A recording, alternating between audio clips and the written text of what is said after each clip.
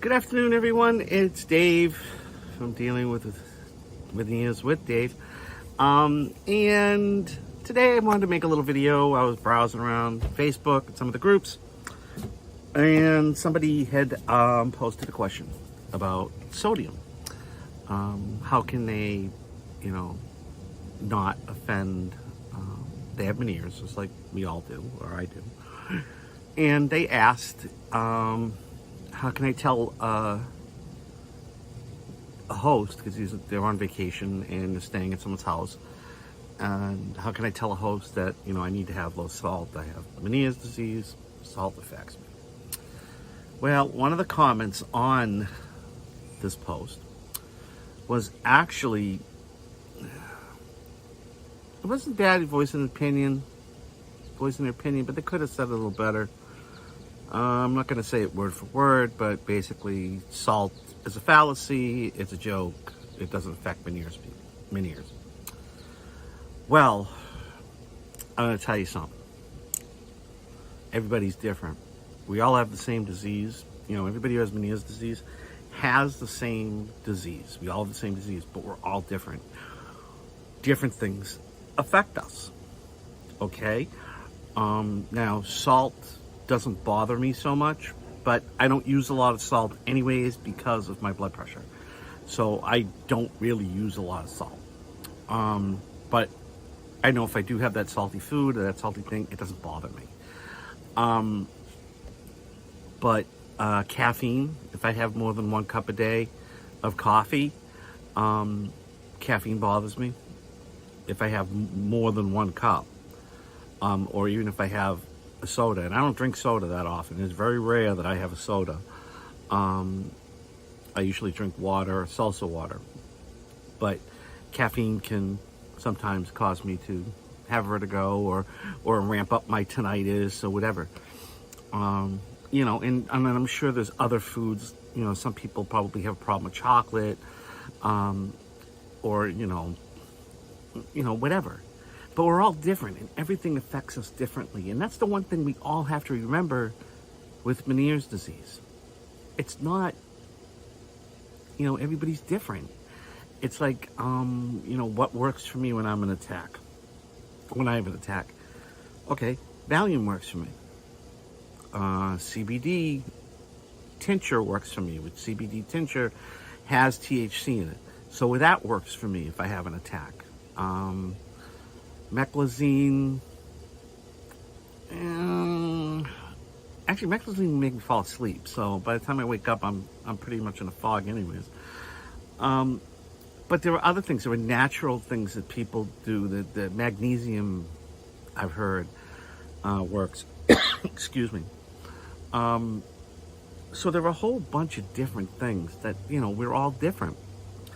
Some people, surgery worked. Labyrinectomy worked for me for 11 months in my left ear, and now it's in my right. It moved to my right afterwards, which now I knew there was a risk. But that's okay. So some surgeries work. Some people use a wristband, a C-bond, I think it's called, that helps them to prevent vertigo. It doesn't do too much to me. I've tried it before. And even with tinnitus, some people use a thing called flavonoid, and that tends to help the tinnitus for some people. But everybody's different, and you have to remember that before you make a comment of saying something is a fallacy.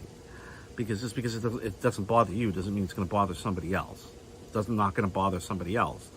So you kind of got to be a little wary of what you say, and sometimes the way you say it, or the way you word it, with comments. Because let's face it, we're all here to help each other. We're not here to, one-up each other or, make somebody feel bad. Because that's another thing that tends to, go around is, people always used to say, oh, words can't hurt you. Sticks and stones may break my bones, but words will never hurt me. Well, yeah, words can hurt you. I hate to tell you. anything. So you kind of gotta watch what, watch how you say things, especially in support groups. Because, let's face it, we're all here to help each other. We're not here to put each other down. So, especially all of us who know what Meniere's is, and we know the suffering that we go through. And, we don't always feel great. Okay? So yeah, just keep that in mind before you make comments and stuff like that. With any support group, even if it's on Facebook or other social media, Instagram, YouTube, which this is my YouTube channel, but you really have to be careful with what you say. So, let's go on. I want to go on about something else too, because I've talked about this before, and in my support groups that I have founded with my friend of mine, Gina Marie. Sometimes you got to fake it till you make it. Sometimes you've got to push. No matter what it is, you got to push. But as I learned yesterday, you've got to push, but not full boat. For the last couple of weeks, my wife has been going through an illness. And so I'm really want her to rest and this and that. So I'm running around, I'm doing this, I'm doing that. I'm driving locally to do errands and bring my kid to work or whatever. Just so she can have her time to rest and get better and everything else. I can't, say what it is, and I'm not going to, but she needs to rest when she can. So for the last 2 weeks, I've been, driving, running here, running there, driving local, running errands, doing shopping, plus what I have to do, which is, record mass at my church and edit and all that and blah, blah, blah, blah, blah. Well, 2 weeks of that, and yesterday I tanked. I had vertigo. I had a Meniere attack because that is one of my triggers, is stress. And I have the biggest problem with my own self because, if I'm feeling pretty good, then I think I can do anything. So I run around, and then burn myself out. So yesterday, yes, was a very bad day for me. Luckily, my wife was feeling good, and, so she was cooking and doing whatever. She was having a good day yesterday. So, and the thing is, stress is a trigger for me. So stress could be a trigger for you too. Doesn't necessarily mean it is. But you got to be careful. That's the other thing, with this disease. I've had it now, diagnosed 4 years. And I've had symptoms for 3 years. So before that, so we're going to say 7. I've had it 7 years. And even now, I still get into this mode. And maybe, I wasn't feeling all that great, but because I knew what I had to do for my family, that I the adrenaline started running and stuff like that, until yesterday when I tanked. So if stress is one of those things that triggers you, yeah, let's try to cool yourself. Don't always try to fake it till you make it. If you can't do something, don't.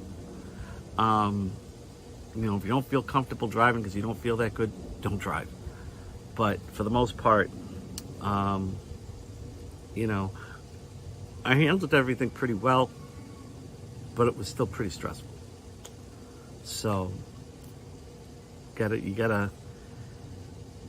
need to relax sometimes and take that downtime. Don't always run around like crazy because the stress can get to you. So, a couple of things here to remember. One is we're all different. Okay? We all have the same thing, but we're all different. We all respond differently to different things. Salt affects some people, caffeine affects some people, some medications could affect some people.